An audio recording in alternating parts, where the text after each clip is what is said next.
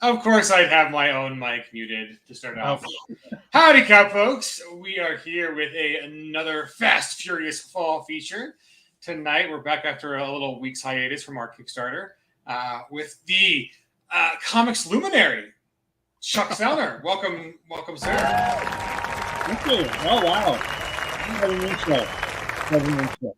Right? Well, We have an applause track. There's a laugh track somewhere. The Harlan likes to spice it up with some cool sound effects. So I'm like, I feel inadequate if I don't have sound effects. So, there you go. so welcome. So speaking of Kickstarters, that's why we're here. We are celebrating the precipice of funding. Let me throw this up on screen so you guys can see it. But you've got a current Kickstarter going with Yes. Raven, which is really cool. It goes back to the very roots of Deadlands. So let me find this and throw it up on screen. So folks, if you have not backed, let me pop a link in the chat. So this is for the Raven comic. So for folks who don't know about Deadlands, Deadlands was it was like our history until it wasn't, and the reason it wasn't goes back to Raven, and we'll talk a little bit about that. And but this is a Kickstarter that actually explains what the origins of the Deadlands are and how Raven brought that about. And it's a hardcover deluxe reprint of the original comic with a new lovely cover. I am thrilled with this cover. Like, what a cool piece of art. Yes. That's brand new, right? That's like this year. It's like so fresh. Yeah, Steve Furchow is doing all the covers for the new Deadlands books that we're doing with Outland. So whether they're reprints or whole new titles, yeah. And he has been knocking each and every one out of the ballpark. He's just an amazing artist. Yeah, that is super evocative. And that needs to be in color and on a nice, like, glossy hardcover. I mean, look how cool that piece of art is. Yes. So, yeah, I think you guys, we are less than $100 from funding. So that could even happen tonight if we're lucky. So, yeah, the goal is 4,000, and we are at 3,923. So appreciate the 173 backers who are already out. And there's a link in the chat for folks who have not backed it to check this out. So, so Chuck, before we get into more Raven, let's go back. Let's roll back. It's just you and me tonight, so we got time. How did you get into comics? Where did you find your love of comics? Was it as a kid or as an adult? And then tell us, like, how did you end up in the industry? So let's do we've got the origin story of Raven and Deadlands coming up. Let's do the origin story of Chuck Sellner first. Well, it was, I enjoyed comics since I was a kid. Always loved them. The time this was before comic book shops. This was before big collectible markets. This was when, my dad would go to 7-Eleven to pick up milk, and there was a rack of comics, and I got to pick one comic every time we went to 7-Eleven. Which I think is one reason why I drank so much milk as a kid. The bones are strong. Yes. Teeth are fantastic. So I loved it. I loved Marvel. I was more a Marvel guy when I was a kid. Loved DC though as well. And knew even from childhood I wanted to get into comics someday. I just kind of didn't have a plan of how or when that would happen. I also bragged that the first comic I actually made was a Superman comic. I was about 5 at the time. Of course, that never got published to the mass market, but no, I had a fun time with that. So I knew I wanted to create comics as well as enjoy them. And but then, life got real, and I pursued other stuff, and I had a whole career in ministry and outreach, working with disadvantaged youth, and enjoyed that and found that very fulfilling. But then reached a time when I was like, I think now it's time to have a plan. So I put together a plan, and the plan I put together was, first I realized I had to learn a lot about comics. I mean, I read comics, I enjoyed comics, but what did I really know about making comics? Because there's got to, I figured there had to be a whole process behind it. So that's when I kind of came up with this idea of, well, let me start a studio and bring in people who are experts in different things, and I can learn from them, and we get work for hire projects that everyone gets paid, and we make comics. And then I learned how to make comics, and it actually worked a lot better than I ever reasonably expected it to. We had Brian Augustin help us launch. He was editor at DC. We just lost him this year. Good friend, good mentor. Learned so much from him. He came on and helped the studio get off the ground. We had other folks that were on board with us from the start, artists and letterers. So, even though I was still learning the industry, I knew how to run a business. So as a result, the business did well. We brought in a wide variety of clients, and then I started working with other folks and learning more. So, now I kind of feel like I'm ready to do more stuff on my own, and that's what we're doing here. So. Oh, good stuff. Good stuff. So what is it about the platform of comics, the way that comics can tell stories that other platforms can't? Like, to me, maybe I'm wrong on this, but I think it's comics almost seem like art, like film noir to me. And they said like the way, like, because it's like you could just really get so much more bold and put so much more influence on the image on screen or on paper, right? Like that. Yes. Comics can really go there with some very dramatic styling, just a way that even just like the layouts, where you put your frames and overlapping frames and where you put dialogue, and it just isn't. It isn't as it's certainly not in film. Film you rarely ever does anything other than just the one eye that you're looking through, and Right. Even other kinds of visual art are very different. They aren't nearly as narrative is maybe the right word. So what is it to you that comics really shine in how they're unique in the art form? Well, I love all forms of storytelling. And I think what particularly attracted me to comics is that I feel it involves or kind of merges the best of both worlds. On one end of the extreme, you've got prose fiction, which is telling a story just through words, no imagery whatsoever.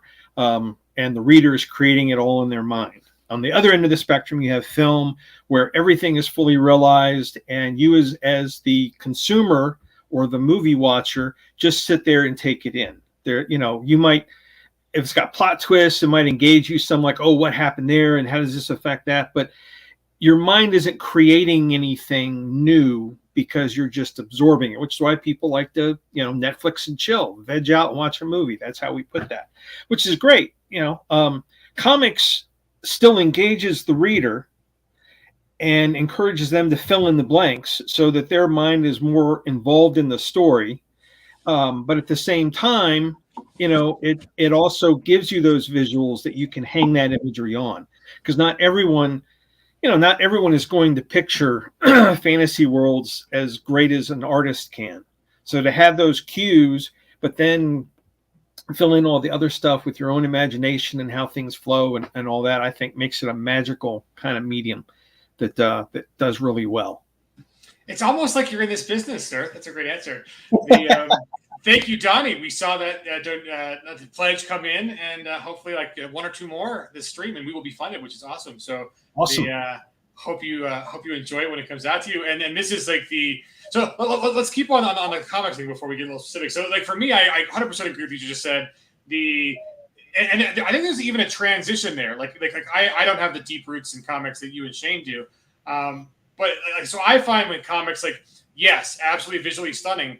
But when you're coming from a very passive, like if you're a movie buff and everything's laid out for you and you have the soundtrack that tells you how you're supposed to feel about certain things, when you don't have that in comics, sometimes big things like they're not as instantly obvious. And I find that because you have to have that brain engaged to follow, like, what's going on? How am I supposed to feel about this? What is the artist telling me here? And that little bit of meta processing, to me, it is so much more immersive.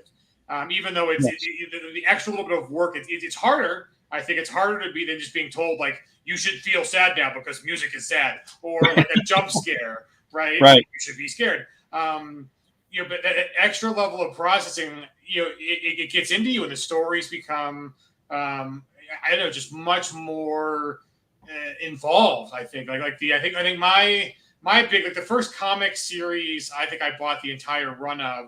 It was an old 70s one, but it's kind of it had a rejuvenation. I think Dark Horse put it out again in this little thing, but it was Lone Wolf and Cub. And, right, and just like that kind of storytelling. And you also just have the Japanese ethic of storytelling, which is different than American ethic of storytelling. A lot of things that just aren't said. Very little dialogue, and you're really reading pictures. And that's kind of what got me into it. I was like, oh my God, this is a really cool medium. This is very different than reading a book or watching a film. And I think that's why there is this legacy for comics.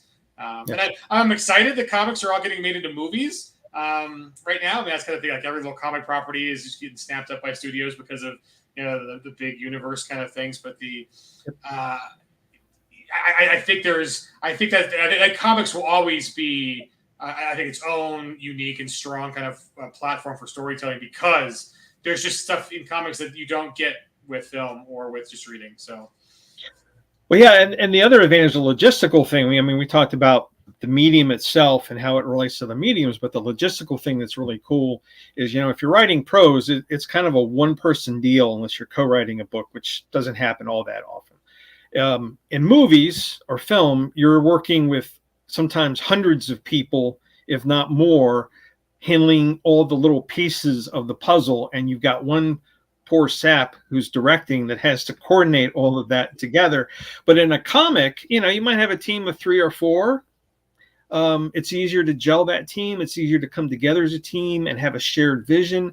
It's also obviously a lot cheaper to produce a comic than a film. So it gives a wider diversity and variety, I think, to the medium, because any Joe Schmo can go out there and create a comic and try to get it out into the world. And if it's not a good comic, it's not going to go far. But if they create something really good, who knows where it will go? Who knows what will happen with it? So you guys speak more to that. So like for people who are, I know that everyone else is gonna be looking at me going like, why are you asking such a simple question? But I think it could be a little profound. What are the key roles in the team? I mean, like like on the writer, like what kind of, how much writing does someone do for the script? And then, how much freedom does like an artist have to do their renderings? And then like, why are there extra people? Like, why are there inkers and why are there colorists that are separate from the people who do, the initial sketches? Like, why do all those work together, and how much freedom do they have? And how does that work in the comics industry? Ooh, how long do we have? We got time. We got time. We should teach whole classes on this. A team varies. Sometimes you can have, and again, this is part of the beauty of comics. I, as a creator, can create my own comic where I do everything.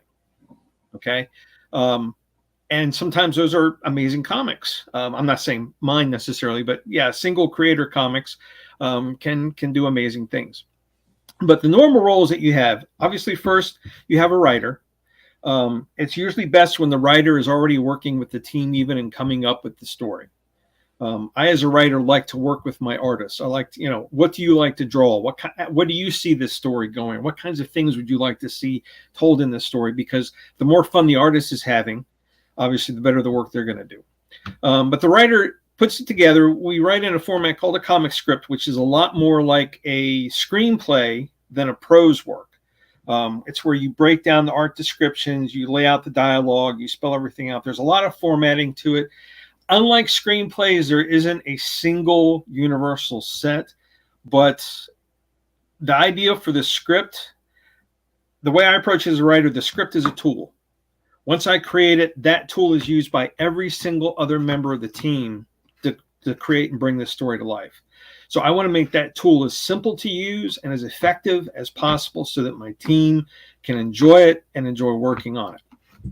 Then once you have the script, obviously it goes to the artist. Usually the artist is already started before the script is done, because they will work on concept design. Especially if you're doing a new comic, you're creating a whole new world, new characters, new species, aliens, monsters, whatever. So the artist is very integral in that. And I usually find the briefer the descriptions you can give an artist, if you're working with a good artist, the briefer the better, because let them run with it. I learned that very personally when I was still a up and coming artist and writer, and worked with a far more experienced artist. And I gave this detailed description because I had this very specific view that I knew was the coolest view. And this artist sent back a sketch that kind of took that and tossed it. It was like 50 times better. And I was like, okay, lesson learned. If you're working with someone good, let them run with it. So the artists will usually start with a concept work, just like you see in films. They flash concept art for scenes and stuff. And then they'll take the script and start on it. Now, you can have an artist who does everything, or you can break the team down, the art team down into sections. Now, the reason inkers started, that's an interesting question. Inking really started as a way of saving time. back in the day when the majority of comics were monthly, a penciler could produce 24 pages of pencils faster than if they were doing a tightly detailed finished work. Okay. And especially if you have a good inker, a lot of pencils that inkers would work with would even be a little rough and raw. And the inkers would do a lot of the finishing and the texturing. But because the page is already laid out, it's already set up, they don't have to worry about all that once they start inking. They just go in and have to worry about, giving different weight to lines to create a foreground, midground, background, how they're going to do lighting, how they're going to, spot blacks is what we call when you decide this chunk is going to be all in shadow. So they can dive right in, and then you literally have the time of it takes to produce a page. So that's why inkers really became important. And then colorists, obviously, for some comics, they just stay black and white and they roll from there. But colorists also can play a very important role in comics, especially in that storytelling, like you were talking about earlier. Both the line work and colors can very much be cues as to what the tone of the scene is. If you had two characters who are sharing an emotional moment and it's pouring down rain and everything is in blues and blacks and it's a less saturated color, that's probably not, oh yay, big event of life. This is sad. This is reflection time. This is something serious, and colorists really help bring that out. And the coloring field, like every other part of comics, has been really updated with digital technology. So it's been a fun history there. And then, of course, often the least respected, but one of the most important people is the letterer. Once your art is done, it goes to your letterer, who actually puts the words that you wrote for dialogue onto the page. And that is an art in and of itself, doing placement, how you break it down. And that's part of the trick with comics. Like I said, when I started, I knew I didn't know a lot. Because I hadn't studied it as a profession. But, a lot of people read comics and think, oh, I can make a comic. But every piece of it is its own art form. And, I work with a great letterer, Jacob Baskell. And it's awesome to be able to hand something off and know he's going to make it look better than I thought it could. And then, of course, you have that editor guy. Yeah. Who's the one that keeps sticking his nose in everything. But they are important. And I don't just say that because I'm an editor. Although I partly say that because I'm an editor. But editors are important because as storytellers, and this is especially true for the writer, but also for the entire team, we can all fall into the trap of we know what's going on in our head. And because of that, we may not convey it as well as we need to in the story, so that someone who's never seen this before, has no idea what's going on, can also figure out what's supposed to be happening, what's really supposed to be happening and why. And editors help ground storytellers, because we're the impartial eyes that are coming in that don't know all the working pieces in the writer's head or all the little tricks in the artist's head, who are reading this for the first time and saying, okay, this really didn't work for me. I don't know what you were trying to accomplish here. It's also good, especially when you're doing, well, like with the Pinnacle books, we're doing a whole line of books. So the editor kind of becomes critical in helping make sure there's a unified thread that unites the books and brings them together, and definitely plays to audience, especially when you're handling a licensed property or a property that already has history, making sure that the product you're making fits the mold of what that property is. Like with Deadlands isn't just a weird Western. It's a very specific type of world and has a very specific type of feel. And you can do a lot in it. It can have the horror, it can have the steampunk madness, it can have the campy action and adventure. But, that is part of what Deadlands is that variety and that mix. So everyone's important. So good. So do you think, like, if the spoke, does a spoke analogy work here, where like the editor is kind of the hub, and then the writer and the inker and the artists are kind of on the other, but the editor is really kind of the one that makes sure there is a cohesive vision that kind of gets put across? I like the image. I think the editor would be more the nuts holding the wheel to the axle. I'm the head nut in charge. This wheel's gonna fall off. No, because and speaking as an editor, yes, the role of an editor is important, but we're also the ones that have sort of, if we're working with a good team, we're also the one that has the least of our fingerprint on things. Oh, that's cool. The fun about working the Deadlands books, I've worked with great writers, with Shane, some of the other stuff we're doing with Pinnacle Writers, working with great artists. I help make sure nothing spins off and flies off into the side of the road. But it's the writer who really is creating the hub with that script, and it's the artists and the creators who then take that script and bring it to life. That helps it, the rubber meet the road and actually go somewhere. So I'm the nuts. I'm the nuts and bolts. That's good that's stuff. Gonna live with me now. We're gonna get you a mug. I'm the head nut in charge. She shows a hub where there's 5 bolts and there's only one left holding it all on, right? Sometimes it feels like that. I can tell you that much. Don't test me. I'm the only thing holding this from spinning off into disaster. So so one more question, because I think it's kind of relevant for today. It's interesting, is that so observation, the very first copyright that has gone in, and it's actually now being challenged, interesting enough, for the digital AI art, was not even for a single image. It was for a comic book that a person put together using these AI art generators. And it went through and got a copyright, but then the copyright office oh wait, this is AI, we need to talk about this. So it's kind of in this weird limbo now with this back and forth. And so you mentioned how technology kind of revolutionized the colorist part of it, especially. What do you see going forward now that there's this kind of this new technology on the scene? How do you think comics are going to adapt?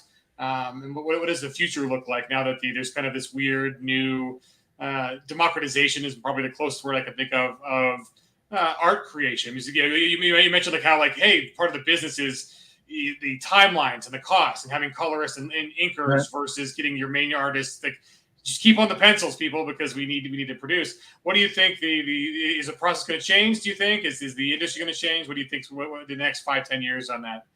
Oh, I think everything always changes. How much AI art will play in that change, I don't know. I know in our industry there are folks who are embracing it fully and saying, yes, this is awesome. And there are folks who are saying this is the devil's work and will put artists out of work and will ruin the industry.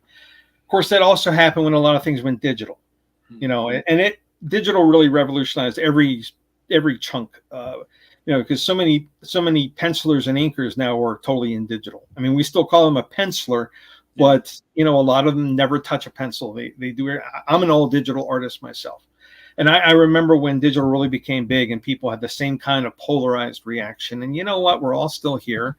There's still traditionalists who are making plenty of money, like Alex Ross. There are still folks that, go the old-fashioned route, and there are folks now who go all digital and can create great stuff.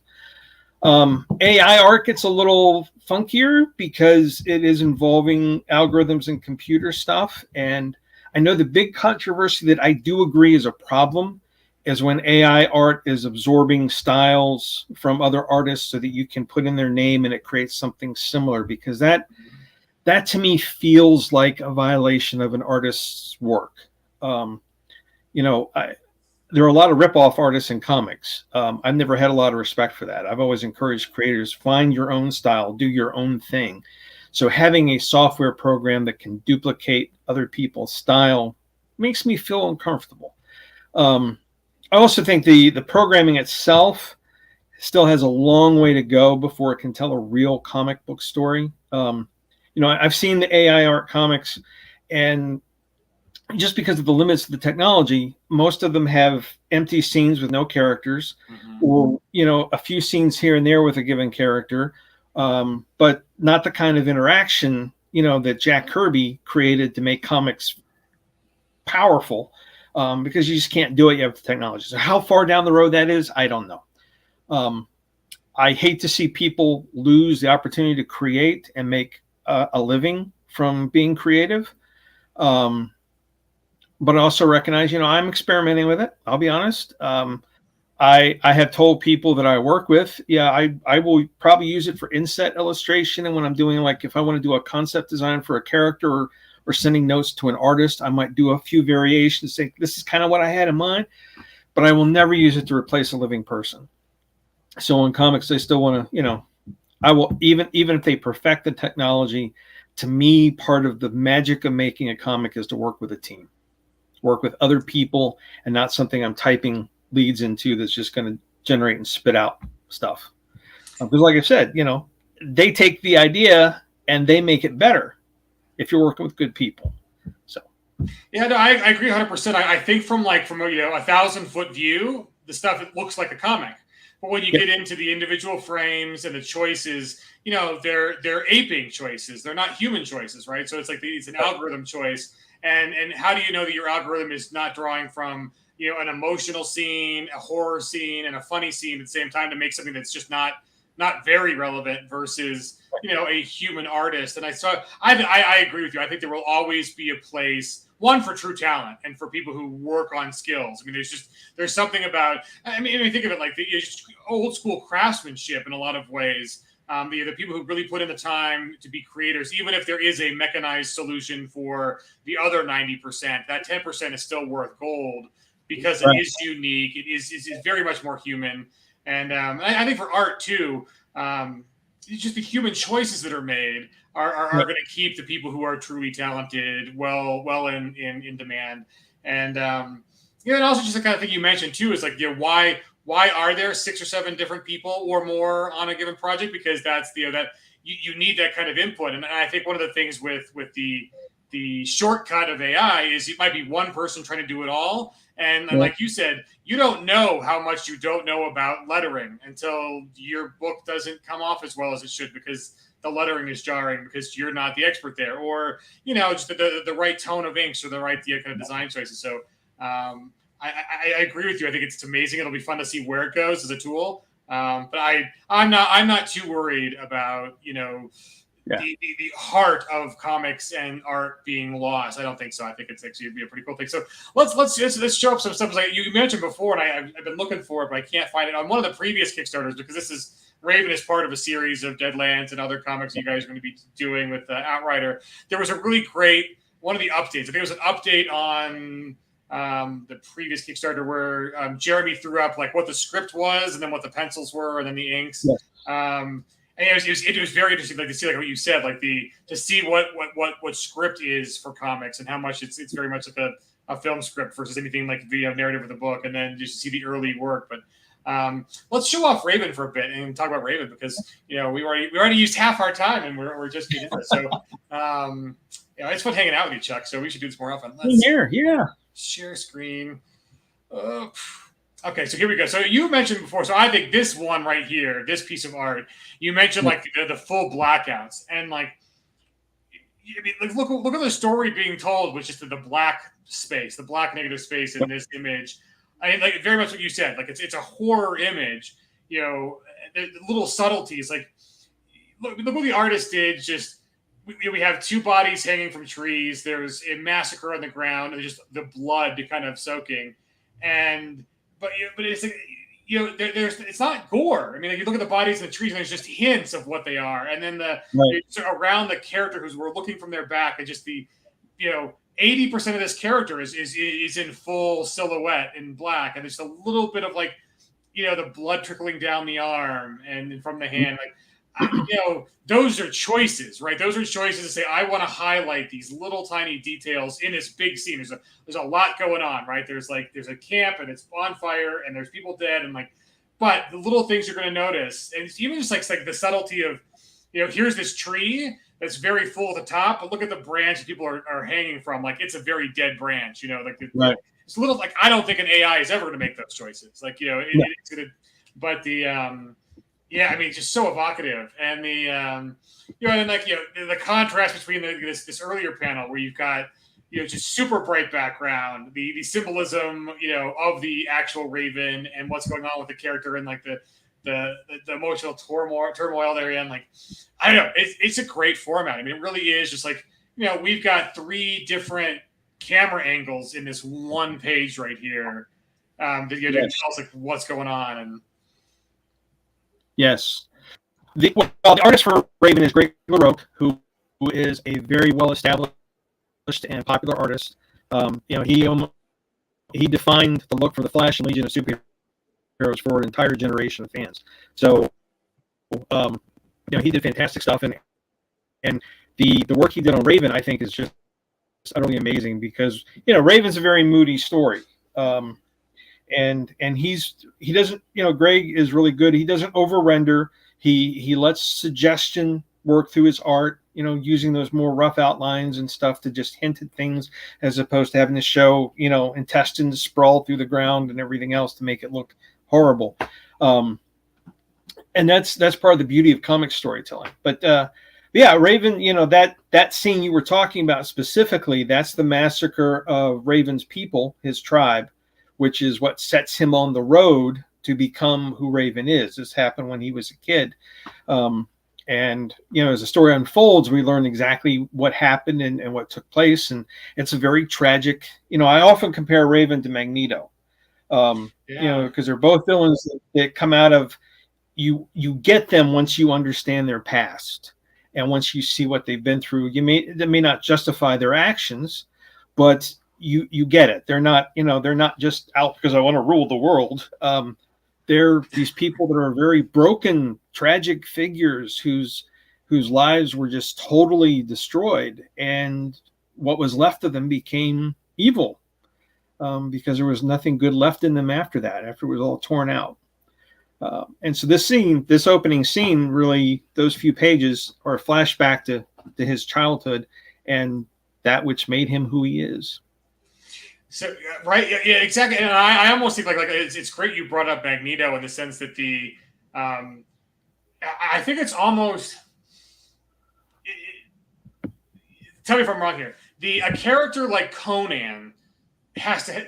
You don't need nearly the depth of careful writing to justify Conan, because their assets are kind of obvious. They are, they are powerful and, a warrior, and they become a king and great. But like a character like the villains characters, often you need to be able to still create a compelling narrative, so they're not just, a thin monster. Because I think this is because I think the way this works is like, it's very much easier for the reader to put themselves into the hero characters and to make the hero characters kind of a fantasy, a power fantasy for them, an insertion kind of thing. So a lot of times writers don't fully develop and don't give all the little details. But for villains that need to drive the plot and to challenge the protagonist, you really kind of do need that depth. And so often those characters get a lot more complicated and complex writing. Because of that, and I think that's kind of what we have with Raven. Most writers will tell you villains are a lot more fun to write, and it's because of that complexity. It's because of that background. It's because you want to create a character that's the heroes, as you mentioned, you're going to identify with. Also, part of the easiness in that is because they're the good guy, or the good girl, the hero or heroine. They're who we want to be as people. For most of us who are normally adjusted, we want to be the good person. We want to be the hero of our story.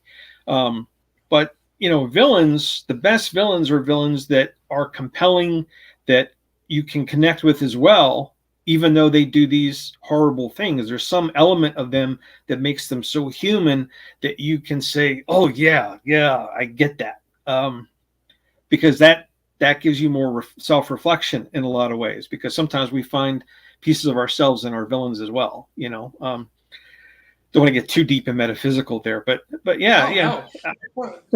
The whole thing, Deadlands is very metaphysical, right? I mean, if you talk about what Raven brings to Deadlands, it really is this kind of fight between human culture, history, the inertia of culture, running into the challenges of modernity and conflict. I mean, talking about like AI art versus traditional art. I mean, it's very much a similar story in Deadlands, where it's like you have a character whose culture has been thrown up in the air because of the Cultural Revolution and colonization and people being coming to America and all of these things, where the traditional ways are now a threat.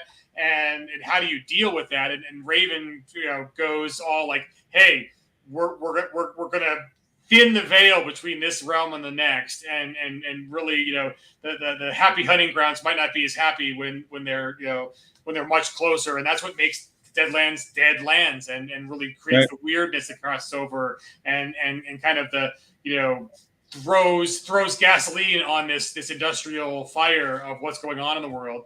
That's all metaphysical, dread, right? It's just all these kind of things that.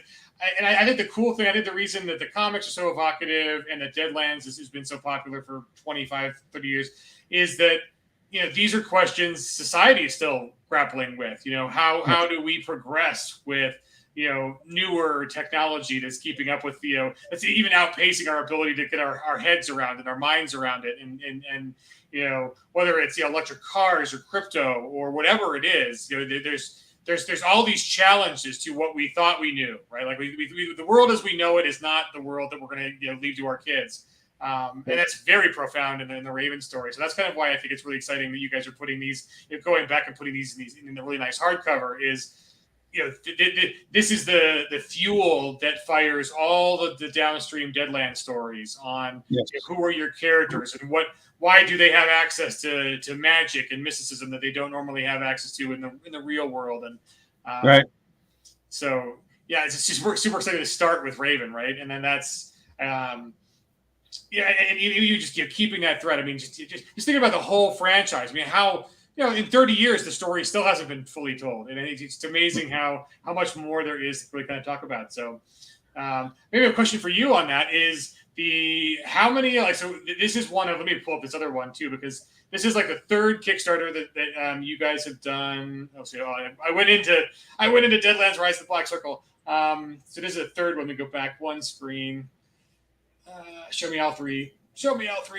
I'll find it. Here we go. So these are the three. So this is Raven. It's currently running. And then Rise of the Black Circle issues 1 and 2. There will be Rise of the Black Circle issue 3, which is going to complete that little arc. And then the Dead Man's Hand graphic novel. So talk about what offerings are currently out there, and then what's upcoming kind of for these tales, and what's going to be new, what's going to be revisiting previous issues and upgrading them into nicer formats and all that stuff. Wow. Well, as you mentioned, these are the three ones that we have put out in the new partnership, and both Dead Man's Hand and Raven are reprints of books that we did before, but in much nicer editions. When Visionary first got the license for Deadlands, we decided we wanted to do 4 different one-shots, bring in some top comic creators to really make it popular on the comics market, and give glimpses into this world to kind of introduce people. So each of those one-shots tell their own standalone tale, and each one focuses on a different specific aspect of the Deadlands world. The next book that we did originally was Raven, and that, as you mentioned, key bad guy, the key villain of the world, the one who helps define the world almost more than any other character in the setting.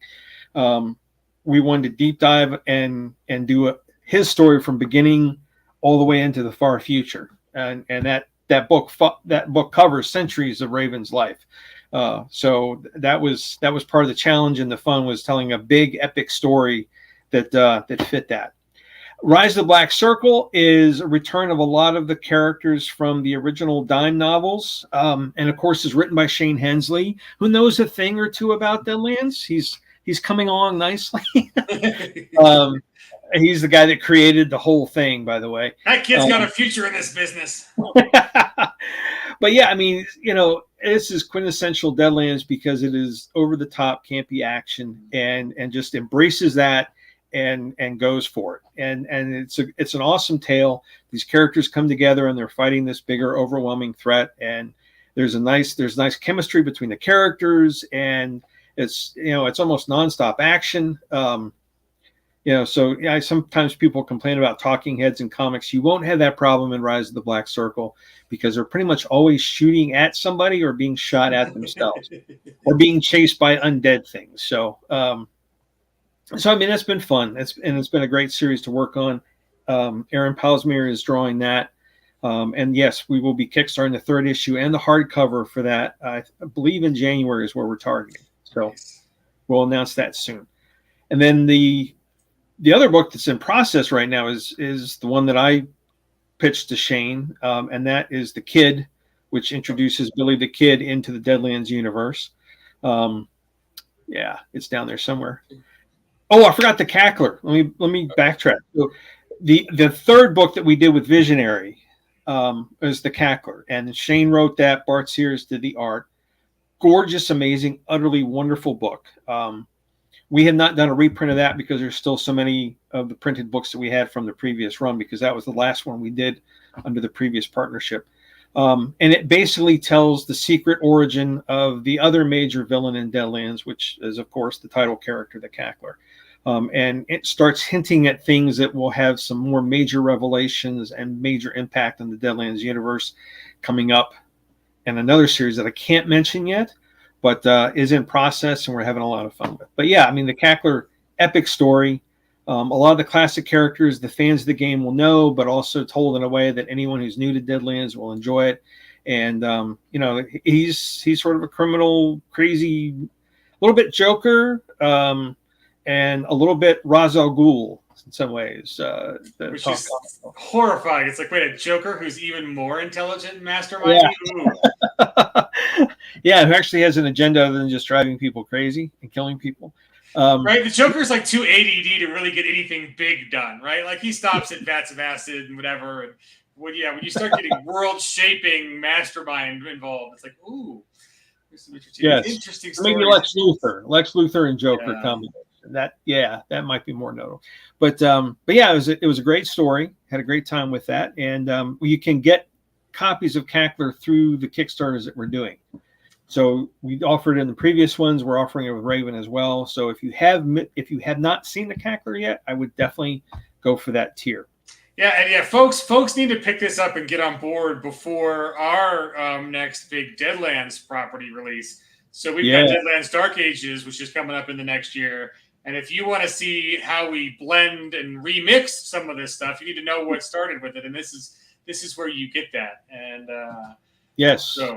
So for all the role players, there's other role player stuff too. So let's talk about the Kid, then I'll talk about like some of the other cool stuff. Like if you are new to the comics and you want a reason to be if you're the gamer part of Pinnacle and haven't gotten on the comics yet, all of these Kickstarters offer some incentives for you to get involved, namely some really deluxe cards, which are really fun. So tell me about the Kid before we go back, and we'll show you the offering with the current Raven Kickstarter if you guys aren't yet convinced on picking it up. So. Cool. Yeah. Well, the other thing about all the books, we also include gaming supplements in each of the graphic novels. So you get character stats for the main characters. You get we even created a couple artifacts along the way. So if you are a gamer, you will get a lot of stuff out of there, including plot points for campaigns and stuff. But so the Kid, I keep joking about how easy it was to pitch stuff to Shane. Every time I thought I was going to have to argue with him, and the Kid is one of those. I got this crazy idea and wanted to do a story with Billy the Kid. And when I first pitched to Shane was like, his big thing was his looks. He said he looks kind of like a goofball. And the picture we had did. But the way I pitched to Shane is, well, we'll make him look cooler, but I'm thinking Peter Parker in Deadlands. A kid who's lost a lot and now is forced into this role to be a protector and learn from his mistakes. And so the idea went, and now we're having a good time with it. I'm hoping this will be more of an ongoing series, so we'll be doing it in volumes of graphic novels. But the first story will be definitely releasing in 2023, and it involves the Kid fighting werewolves. You can kind of tell they're the big teeth on the cover. Wanted to do a fun werewolf story, and like I said, each series had its own identity, and what I wanted to do with the Kid was focus a little more on the horror, a little more on the dark part, because we're dealing with a teenage kid now on his own in the Old West. You think it's tough today, and he feels alone, and he feels like he has to stay alone because of what's happened to him in his life. So it's a tragic story, but the Kid is also smart and wants to help people and wants to be a good person. So this is someone who's trying to live up to those ideals while still struggling in a very, very dark, threatening world, and having fun with it. So I encourage folks to check it out. And we did have some fan feedback. We sent the first issue. The Dead Man's Hand as a free stretch goal. People got the first issue of the Kid, and the first review came in and called it lit. And I understand that's a good thing amongst it's the a good thing. So I was all very, these new kids in their TikTok language. but yeah, no, I had a lot of fun writing it. Rolly Akbar does the line art, and Melinda Timpone has done the colors on it. And we've got the first issue done. The second issue line art is done. I'm working on the final installment now, but we're going to do that all as one collected book. Oh, that's good. That's good. Well, and, even going back, like, I mean, the choice to put the camera inside the werewolf's mouth for the framing of this is, like, again, a human choice, and not a choice that an AI would make, right? Because they're not going to find 5,000 examples of that really unique, kind of where to put the camera, and it tells a really cool story. Like, well, thank you. Right? So yeah, I very good choice there. I did do the cover art for that. Okay. Oh, nice. Yeah. So I like. Sir. Yeah. See, I didn't even know. So it's not me kissing ass. It was actually the. So yeah, it's definitely lit. So whoever put that, yes, we agree with you. It's lit. And so let's talk about this picture. That one too, by the way. Very nice. I got a poke that. That was the original soft cover for Raven. I did that art, and it became the key art for the Raven card in Doomtown. So I was very excited about that. I think you got a future in the business, sir. You and the Shane guy should get together, and it'll work out. It'll all be cool. People will love it. Yeah. I like this. I mean, so my not even critique. My love of this picture. I love how the cloak, the splitting of the cloak, really just kind of draws your eye in and up. So it's almost like bat wings, right? And then you have like the ravens are behind with their actual feathers. Like, wait, maybe those are feathers, and it's like and you see kind of the tear, and it comes from so it's not bad. It's raven, and that's how so making the cloak into wings. Very good choice. And then there's like little subtlety things, like what's going on with his hand, right? And you're like, okay, what's going on there? Is that this isn't normal. This isn't our reality of sorts. He's drawing on something that is supernatural, and it's not just a cool dynamic pose. And you compare this. If you compare like this guy, right, and you like zoom back to thinking like hey, 20 pages before, he's this young man who just doesn't understand what's going on with this world, and right. And then you get where and then the connecting piece where you're like, okay. If I can't have my world, you're not going to have it either. We're going to do some stuff that's going to, try to rebalance the playing field a bit. And so you get the actual reckoning and the ceremony he goes through. And again, like, really cool observations. Like, here's the full tree, little bit of hint that it's dying. In this picture, you've got a dead ass tree, right? It is scary and dead. And then the callback to the hanging bodies of his family on the tree, to the upside down hanging body of someone who's still alive and being used for the ritual on this tree, and just those little parallels are like mwah, chef's kiss for pulling the narrative through, because again, like, it's not like a book where you have here's 45 or 450 words where I'm going to explain this to you. It's like, no, it's got to be explainable in the visual sense. And that's another nice thing too, I think, about comics, is to be able to flip back and forth as you're reading along, and because it's visual, you can take in a whole scene or two, a 2-page spread, versus having to reread. I mean, like, flipping back and forth in a book, you have to like search, because words look like words. There's nothing else anchoring you but your memory. And and those of us who like.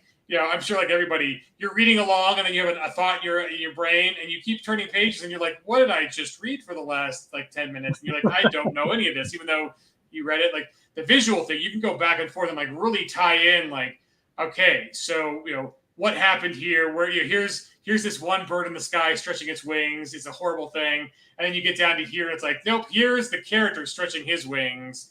And there's the fire that connects the two. There's the birds connected to the rage. But he's a man here. He's not a kid. Right. He did his 6-pack abs or 8-pack.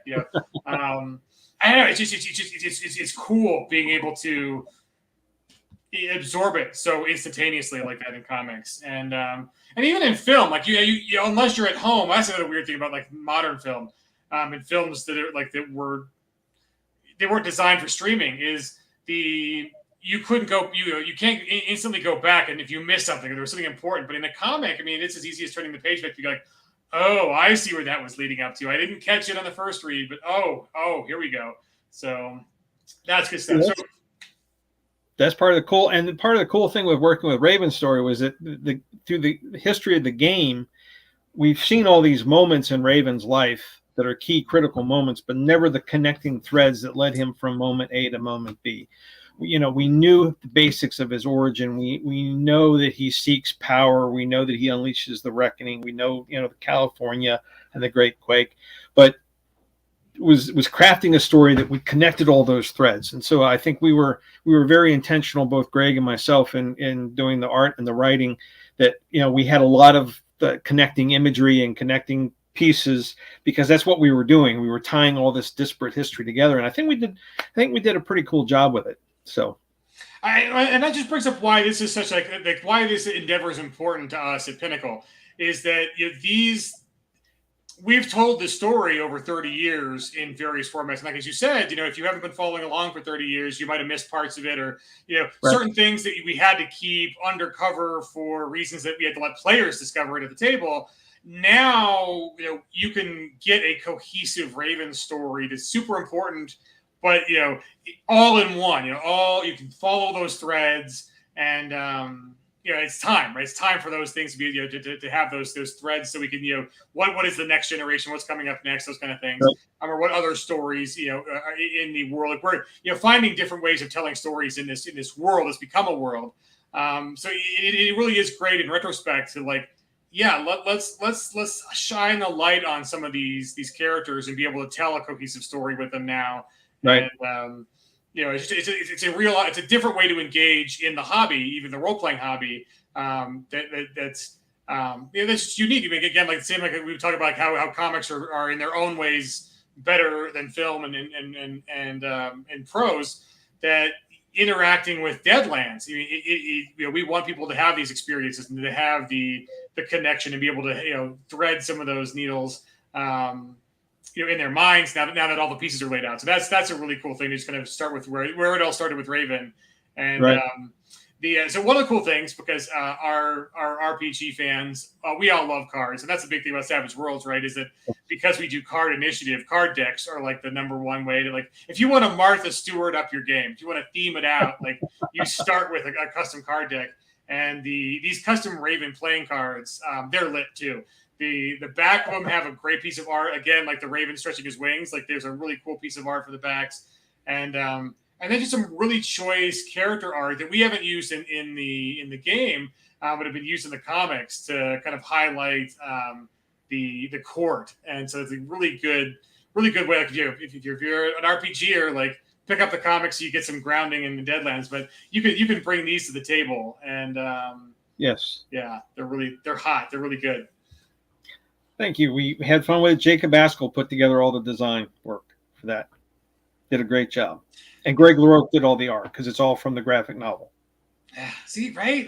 That's another thing. Like the two mediums are really copacetic. I mean, the fact that they are both art heavy and narratively driven. I mean, it just kind of makes for a really good partnership, because we want the same thing, right? We want entertainment via epic stories that are engaging, that really draw us in more ways than, like, I'd say with role playing games in specific versus other medium is it's, you have to be there because you are literally part of it. And right. And I think what we talked about earlier in the hour, the fact that you have to do the processing and paying more attention and being more engaged with comics than with film. Those get to the same pleasure center of, you are a part of this. You need to be involved. This is not purely passive. So yeah, it's just the fact that, like, we get to play Deadlands, which is really fun. So others? We've got 11 days on this. There's still time, folks. We appreciate you guys back. We are razor thin close. There's less than $60 from the actual goal. And then, are there any other? If we get the goal and get a little more dollars from this, any stretch goals on this project? Yes, we do have stretch goals coming up that we're going to be announcing. Get some. I did want to mention one really cool stretch goal Okay. we had on the original campaign with Raven, which will be in the book. We actually had high bidders that took a special experience tier where we role played the battle with Raven, and they got to bring their characters into the story. So Matt Cutter led the game. We did it over the phone. I was taking copious notes, noting quotes from people, and then we adapted that game into issue 5 of the series, or issue 4 of the series, which is part of the graphic novel. So yeah, because we wanted to do something with the gamers. I hope we do something like that in the future. But we do have some very cool stretch goals coming up for Raven. Things are like such as mini prints, some of the same kinds of things we did with Dead Man's Hand. I'm going to be announcing those tomorrow. As a matter of fact, I wanted to mention that in this so that we could push that out tomorrow, and we'll see how far we go. So yeah, are these the mini prints, like the ones that are right here on the previous one? Yeah, that's from the Dead Man's Hand. Yeah, cool. We did mini prints for Dead Man's Hand, and those were the mini prints we did for that campaign. So very cool. We're going to be doing some similar stuff with some of the other art we had for Raven when we did the individual issues. We have covers that we're not using in the new book, and other images that we can pull from. So we're going to be doing some cool stuff with that. Oh, this is so good. And then so any hints? So we love seeing what you're doing already. Any hints on some future projects with Outrider or with Visionary? Like what else do you want to let people know you guys are doing these days? Well, we do have a number of cool projects coming up with Outrider. As I mentioned before, we are working on our first Holler graphic novel with the creator of the game, Tim Early, and the artist is Francesco Chiapera, who did the art for the game, and he's a big comic artist for images done work. So we finally got all the inks for the first chapter of the story, and it's gorgeous. He knocked it out of the ballpark.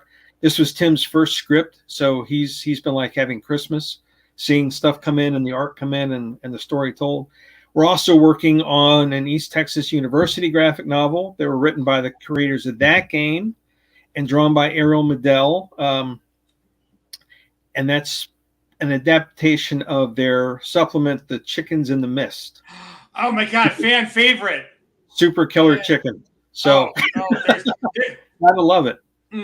Yeah, Neil Hyde, a local game master, ran that for me. God, almost 10 years ago at this point. I mean, a group, and that is the amount of fun I had at that table. So we were at a convention, and we were in a room, and it was us, and then a group of like Pathfinder people who were in like this. So they were very strict because they had to like get the exact amount of points, and they had to do their adventure the way it was written in order to get the bonuses for. We did not, and Chickens in the Mist turned into so many just over the top, rude, inappropriate body jokes. Amazing. Yes, it was so hilarious, and we had so fun just outdoing each other. And the best part about Chickens in the Mist is the guy who wrote it didn't write it tongue-in-cheek. He wrote it very horror, like straightforward. This is supposed to be, you are horrified by all this. And instead, we just made the other table horrified at all the horrible things we were saying with the way we played that game. But yes, that is a fan favorite. I'm so thrilled it's actually going to be coming to a visual format because it's epic. I mean, it's not just... anyways, it's fantastic. So I didn't know that. I didn't know it was being made. So now I'm excited. One more that definitely have to get on board for that because that's super fun. And then, so what are you doing on non-Pinnacle stuff? What other visionary stuff you got coming out? Well, actually, wow, I didn't know you were going to ask that. That's cool. Visionary is my studio. That's my business. Outland Entertainment is the publisher. And just like Outland has partnered with Pinnacle Entertainment, Outland and Visionary have a partnership. So part of that has been me being their licensed director. We've signed a couple awesome novel series that we're going to be adapting into comics as well, including one series that I think Deadlands fans will love. I can't say the name yet. But we'll have to get back so you can actually name drop. Yeah. But if you love Weird Westerns, pay attention to us in the next month or so. We will be announcing that series, and we're working with the series author, and we're talks with another Hugo award-winning author who has done a number of classic books, of bringing her stuff into comics and games. And then also part of our partnership is in 2023, I'm launching my own imprint with Outland that will focus on my own creative work. I'm creating my own little setting and world with characters. And so we'll have a serialized collection that will come out quarterly, and launching with 2 comics. We'll be doing bundle campaigns.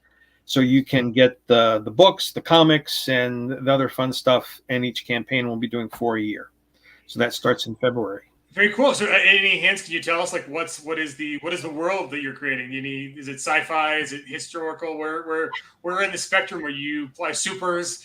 What are you playing with? It's a different approach to a shared world. Instead of having a single narrow setting or a single type of genre, or having a huge mega thing that everything's got to interconnect in every way, it's little threads that connect different stories that stand on their own. Oh, nice. So part of the coolness of the serialized collection is we'll have 7 features in each volume. Some will be fantasy, some will be science fiction, some will be modern day stories. They're all set in the same shared setting. And you'll notice these little Easter eggs that pop up. Some will be characters that appear in multiple stories. Other things will be, maybe an artifact that appeared in one will appear in the next one, or just any types of little cues like that. So we'll be building this bigger picture of this shared world over time. And the comics we're calling them sister series because they will converge into a team up between the main characters, and they're both modern day vigilante type superhero stories. So we'll be doing the crossover thing. That's I love those stories. So we were just Jody and Simon and Clint and I went out to our warehouse, Studio 2, to kind of do a warehouse audit, and we were talking one night before we watched the new the Harry Potter actor does Weird Al Yankovic. Yes. It's a fantastic little fun. Just if you don't take it seriously, it's fucking great. But I was talking about Red Violin, and Red Violin is this great little art house movie that does something like you see, like the violin itself kind of goes through time, and then they show these little vignettes of the people who are the players or who are the owners, and it kind of moves through time with it. And I just love that kind of storytelling, right? Because it's something, even the little stuff like the feather in Forrest Gump, the fact that they have this little feather start and then end the series visually. I'm like, oh, that's fantastic. Or there was that movie, I can't remember the name. It was like Halle Berry and Tom Hanks were in it, where they kind of go past, present, future with some of the I can't remember either. Looking up Tom Hanks's IMDb doesn't help because the man has done like 5,000 movies. It's like, let's see. Let's just Google. It was Atlas something, wasn't it? Yes, Sky Atlas, I think is what it's called. Yes, Sky. Tom Hanks Atlas. Let's see. Cloud. It was a word. Cloud Atlas. Yes. Yes. Love that. It's the way the way you tell stories with these little things that interconnect them. Yes. Again, very human. I mean, the connections are the author is like saying, like, this is the human experience. This is what I want you to gain from these wildly desperate things. And I think that's also what we get out of interacting with fantasy. It's like, okay, we're not out there with 6 shooters and gunning down werewolves, but the issues of agency and heroism and responding to threats and being a good person and the uncertainty of the world we live in and anxiety and how you overcome those things, like those are all superhuman and relate to, even if it's you versus Microsoft Excel, and not a werewolf. Those are, I think, why those stories ring true. Yes. Yep. That's ultimately what all storytelling is. The best stories are ones that inspire us, that fill us with hope, and that remind us what it is to be human. And that's why I'm not too worried about artificial intelligence taking over storytelling, because when that day comes, I think we'll have bigger problems than artificial intelligence. Right, that's true. Skynet. Skynet. Yeah. I mean, we're tempting fate, but that's the magic of storytelling. That's true. So before we go, I promise that Jeremy was cool enough to send me some of the other great books you guys are working on. So I just want to show these as like the examples of super nice hardcover, even for the smaller things, like really nice, very cool, evocative cover art with very good saturation. If you liked Wakanda Forever, you'll love Sorghum and Spear, because very cool story here about the African fantasy coming of age kind of thing. And you can see on the inside, like, just the super saturated, really nice colors on art, which whatever your printer gets it right on the mark on just high quality printing, all that good stuff. So I did want to show these off, because this is like, if I don't have a copy right now of in front of me of the previous comics that you guys have kickstarted, but the John Doom, he got his copy, and he did say that they are fantastic. So folks, we've done our hour. We will definitely do more of this, because especially when we get the whole gang here, we'll get Jeremy on, and we called Matt, but Matt Cutter is a little busy, and so we get to enjoy his art, if not his commentary. But yes, he was awesome to work with. Right, and she just did such great stuff with Deadlands. The whole kind of the big 4 plot point campaigns. The apocalyptical. There's a good word there. The 4 big benchmarks of like the previous generation of Deadlands. So much good work there, and like these are the stories that kind of fueled that. And so if you don't know what I'm talking about, pick up Raven, and you'll get the first hint. And then the Cackler is another one of the Reckoners, and what the Reckoners are, and where they might think, and why they have a connection with deep history, and what the Morgana effect is going to be, and all the cool stuff that's going to happen with the Morgana effect trickling down through all the Deadlands lines. There's so much good stuff. There's so much future storytelling that I'm looking forward to, and comics are going to be a part of that. So appreciate you folks for all the comments tonight, and Chuck, thanks for coming and hanging out, and we will do this more often. But guys, I got one more time. I'm going to put the link in the chat just so it's there on all the videos, so you guys can back the Deadlands Raven campaign. It is a hardcover. There are stretch goals to be. We need like 2 more people to back, and we will unlock some stretch goals. And but for all the gamers who are watching, you can only get this custom deck of cards on the Kickstarter exclusive. So we'll get those in the comments, and then we will wish you guys a Merry Thursday. But other than that, have a happy Thanksgiving, everybody. Hopefully, Chuck, do you guys do the traditional turkey for Thanksgiving, or do you do other meats? We do turkey. We do turkey, very traditional, very old fashioned. So we will do again. Since my mom passed, Dad and I decided turkey's okay, and we'll buy a turkey, because you can get them for like dirt cheap. But we just decided we do prime rib for every holiday now, because why not? Why not? Right? So we're going to do, we don't always buy the actual prime. Like, sometimes it's a little expensive, but we do the bone in. We're like, yeah. So, wait. I'm about to sign off, and look who shows up. Do you want to come in, Shane? Shane, welcome, sir.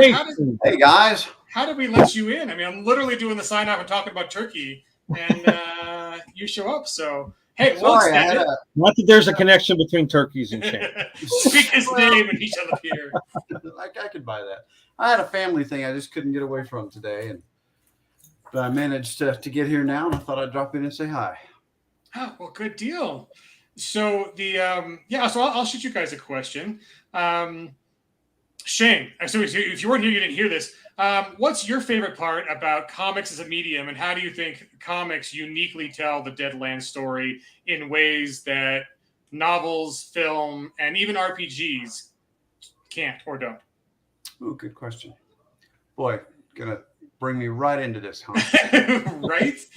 But not even a softball. Like, how you doing? Where you been? How's the fam? No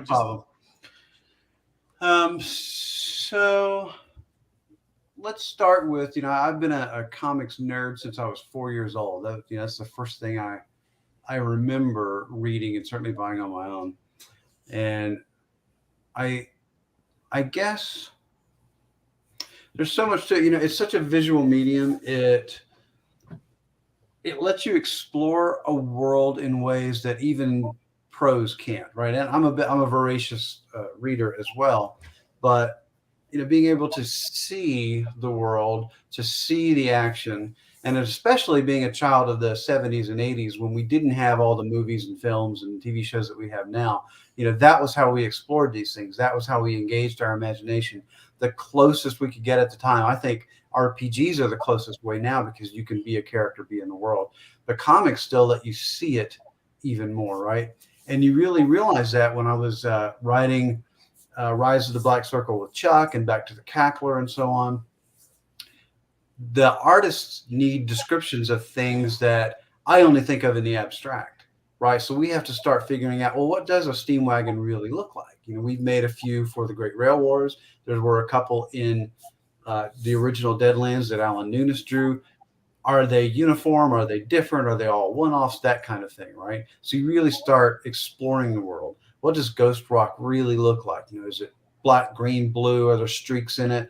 All this kind of stuff. And you get to cheat sometimes too. So, for example, famously, our Harrowed in the game don't look that undead. If they did, everybody would know they were monsters, and they'd, run and scream. And pitchfork, right? Or elect them to public office. Either way. Right.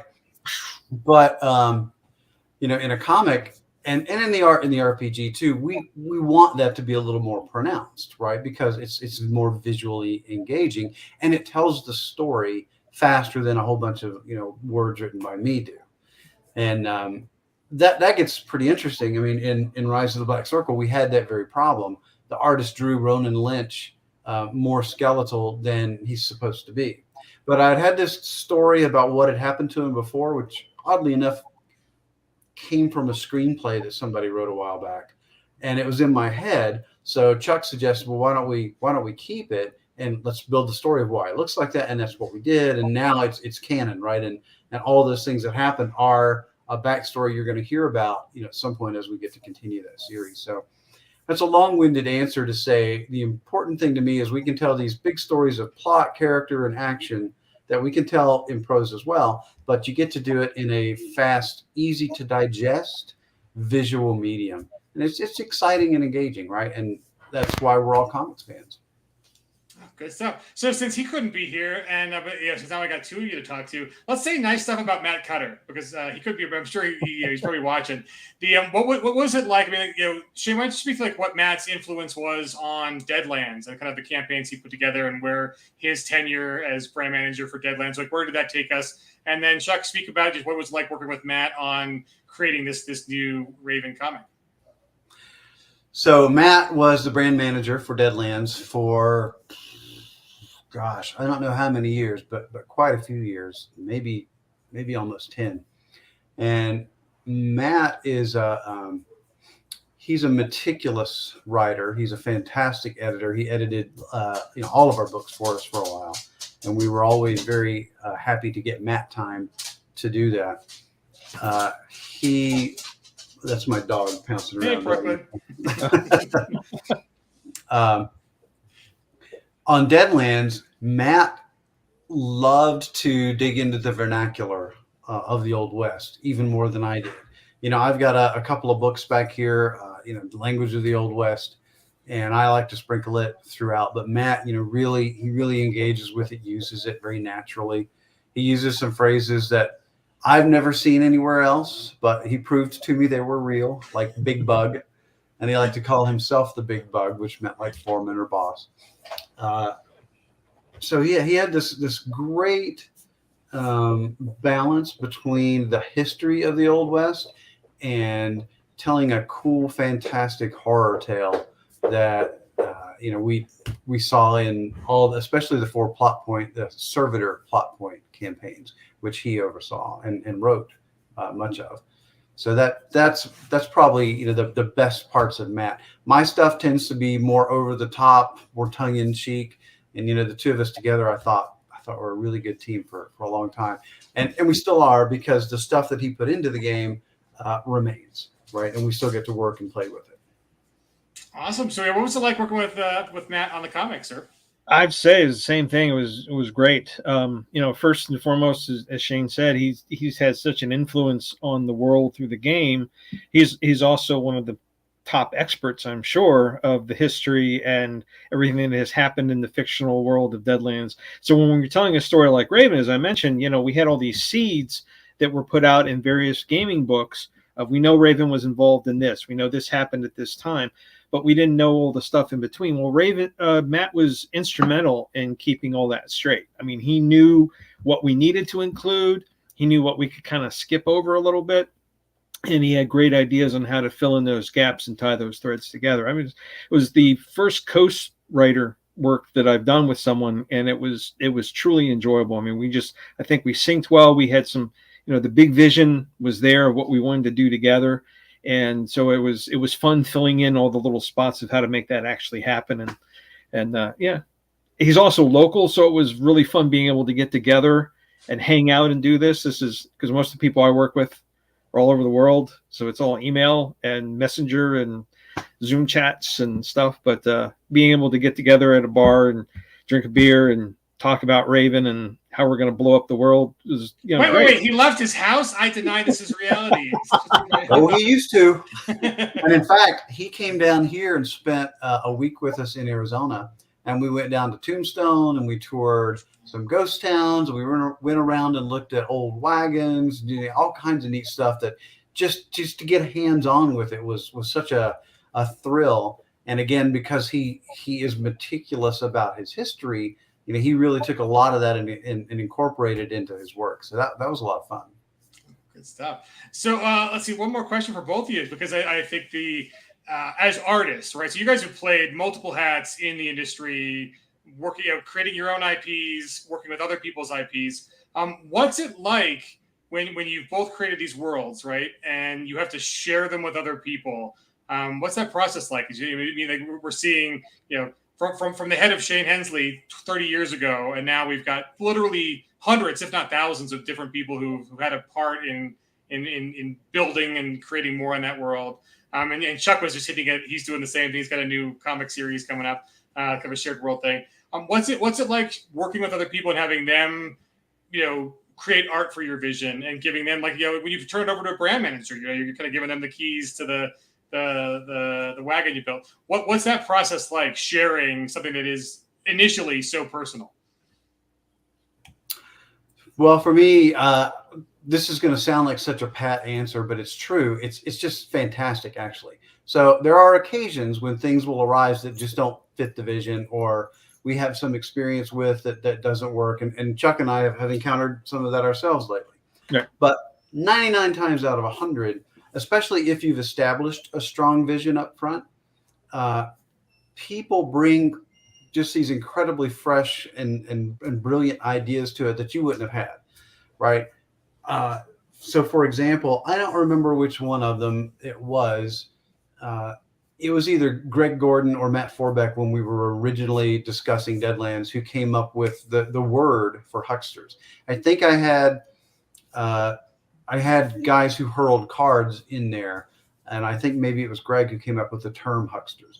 It was Greg definitely who came up with Smith and Robards, because we were thinking about the Sears and Roebuck catalog and what would be the steampunk equivalent of that. John Goff has added so much to the world through the ages. He was my college dungeon master for Dungeons and Dragons, and he's written some of our best stuff for it. We've already talked about Matt Cutter and all the things he did for it, but every freelancer we've added to our projects has brought something. And people may not know this, but our original Rascals, Varmints, and Critters books, which are our monster manuals, those were all fan submissions. Maybe not all, but they were mostly fan submissions.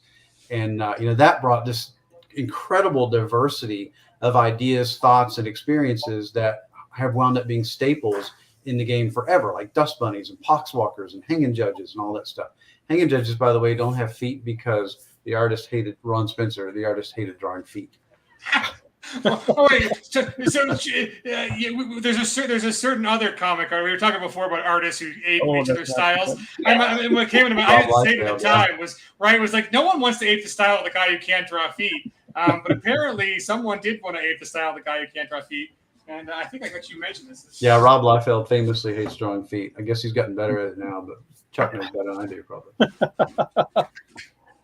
Yeah. This is a little gold that we found in the warehouse, because there's only like 5 of these. With like these, there's actually a cool hanging judge statue that none of you can have now, because if you don't already have it, there's like 2 left. But I haven't even opened this one. So that's my retirement plan. One day I'll put that on eBay to retire. So interestingly, so my parents passed this year, and I just cleaned out their house, and they kept kind of a shrine to all the things that I had published and that my mom had written, my dad had done. And there was a brand new Hanging Judge in box there. So I've got to figure out what to do with it. So there we go. You and me. That's a retirement plan. The Hanging Judge. There you Make go. sure we don't put them on the internet at the same time, because we want to maximize. the fandom. So the question to you, Chuck, is what is it like for you? Sharing your visions and having other people run with them, and even you playing in other people's sandboxes. What's that process like?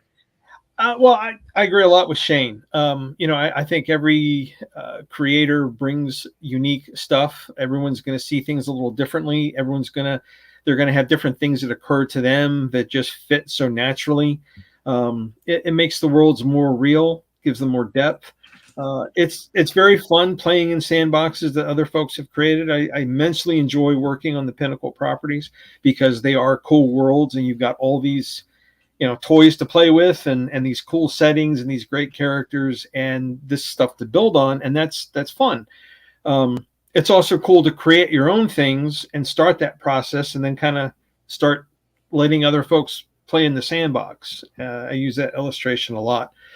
We can build a sandbox, but it gets more fun the more people playing in it and making their own thing.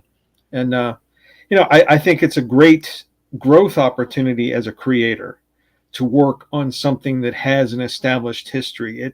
It's a great learning experience because if you're drawing a Deadlands comic, there's a certain look you go for. There's a certain feel to the world that's there. So it can help you grow as an artist because you're capturing that. You have to push yourself to capture that feel.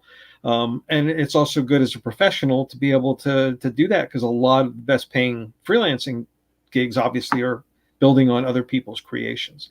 But it's also always fun to do your own thing. So it's all fun. It's fun. Yeah, and let's not forget at the end of the day, when all these people add all this cool stuff to your project, I still get the credit. Right. That's why writing good contracts helps out this whole process at the very beginning, right? Yes. Yes. Well, and that is something like I think fans don't pick up on that like right away. I think one of the friction we see with fans, like they're like, why can't I do stuff in your playground and game publish it? It's like the reason is that if you come up with a brilliant idea and it's yours, and then you put it out for Deadlands, but it's not licensed. Well, we can never touch it now, and then it's never going to. It'll never fruit the way it needs to, and get to people because we can't touch it because it'll be a lawsuit, and you really can't sell it because it'll be a lawsuit. And so I think that's the other little caveat is like do it the right way, folks. Don't steal. Negotiate. You can always license. It's a good thing. Well, and you could truly do your own thing, right? There are a lot of weird westerns out there, some of which hew pretty closely to stuff we've done. Yeah, and we're not litigious. We usually support them and say, hey, we usually encourage people to go support them. There's been a few exceptions, but we tend to believe a rising tide floats all boats, right? So that the better the weird Western genre does, that's good for us. And I think, and maybe I'll eat these words one day, but I'm not afraid of competing. I'm not afraid of losing, and I love it when we win, right? And losing just is a temporary state, right? You come back, you do something new and cool, and makes you fight harder for it, and I'm okay with that. Right. And then when stuff like Jonah Hex comes out, you can say it wasn't us. That one killed me, like so many of those. They're like Wild Wild West as well. There's so many parts of it that are just great, and I love them, and they're inspiring. And then maybe the thing as a whole goes off the rails, but some cool stuff there. Right. So here's to like 2023 and maybe finally a Deadlands film. Like fingers crossed. Putting it out, right? Putting it out in the universe. Yes. So Shane, you showed up. So before we had to let you go, the Thanksgiving. Do you guys do the traditional turkey, or do you guys do weird Southwestern food down there in the desert where you live? Just turkey. Just turkey. Okay. I was raised in Virginia, man. It's turkey. Although my mom did do a Cajun turkey one year, which was just the best ever. That sounds so good. Yeah. Mm. Well, now I'm hungry, so dinner time. Yeah. Well, thank you, Chuck, for joining us. The Kickstarter's got 11 more days, folks, so a little more within a week. We're I think one backer away now from starting to unlock the stretch goals. So head on over to Outrider Productions on Kickstarter. The link is already in the chat. I'll pop it up on screen just in case you missed it before. But the comics, they tell you where Raven started and how the Deadlands became dead. And all the good stuff where it all started is his story of Raven. So pick it up to get on board before we start releasing the next generation of, with Deadlands Dark Age of the Morgana Effect. You guys need to know where we came from to tell you where we're going. And so get on this. The other books, the upcoming, so Chuck mentioned, in January, there'll be another edition coming out. So some good stuff. So keep your eyes open, head out to the Kickstarter. And then thanks, Chuck and Shane, for joining us. And I think we will, next week's Thanksgiving. So I think we might take the week off and not do a stream on Thanksgiving. So maybe 2 weeks from now, we'll see you folks back on the channel. And then for us, we just finished up a really awesome Kickstarter for Pine Box Middle School and the Horror Companion. And we are going to kick off Black Friday is our next thing on peginc.com. We are doing a huge riff. Talk about Thanksgiving and stuffing yourself and the smorgasbord. We're doing a double header, all riffs this time. It's going to be Land of a Thousand Islands, which is the South America splat book, with so many good things. It's really, I got a sneak peek of it. And then the Terror in the Dark Frontier, which is like riffs meets Bleeding Kansas in a box set with all the goodies, the handouts, the pawns. One of those, like if you want to get into riffs, pick up, back this. It was going to be a Game Changer. We're not doing Kickstarter. We're doing Game Changer on our peginc.com. It's got all the handouts, all the archetype dossiers, all the good stuff that you just need to like open it and play. Because riffs. There's so much in riffs. There's so many. There's like a kitchen sink and a bathroom sink to play that game. Sean's gonna hate it. Sean's gonna hate it. You said that. I didn't say the one word. He's off the rails, Sean. Don't listen to him. Right. There's one word he hates hearing about riffs. I think it begins with a G. I'm not going to say it. Ends with a Z-O. But it's a great setting, and it's going to be a great offering. We are the all-in package for the Game Changer. Significant discount, folks, and you get all the good stuff. You get a whole series of campaigns to run, and then a whole lot of North and South America action. So we're going to have that Black Friday is when we're going to kick that off. It'll be a unique starting day for us. But because it's the holiday season, we figured we're going to give you a good discount. And we're going to let that one roll through the holidays just so you have time to get those paychecks, the grandma money. If grandma sends you some money, you can pick up some riffs action. And then other than that, we're going to roll to the new year. Holler is going to be coming out in January, I think is when it's coming. And I think it arrives at the warehouse on Christmas Eve. We're not going to make the warehouse guys work. I think they're double booked for helping Santa get his toys out or getting shot down by narco terrorists, like Shane's book says. Second book. I also picked that up. Shane, what's the name of your series? Kringle Down. And is there a fourth one coming? Third. The third one's coming. Okay. Yeah, thanks for paying attention, man. Right?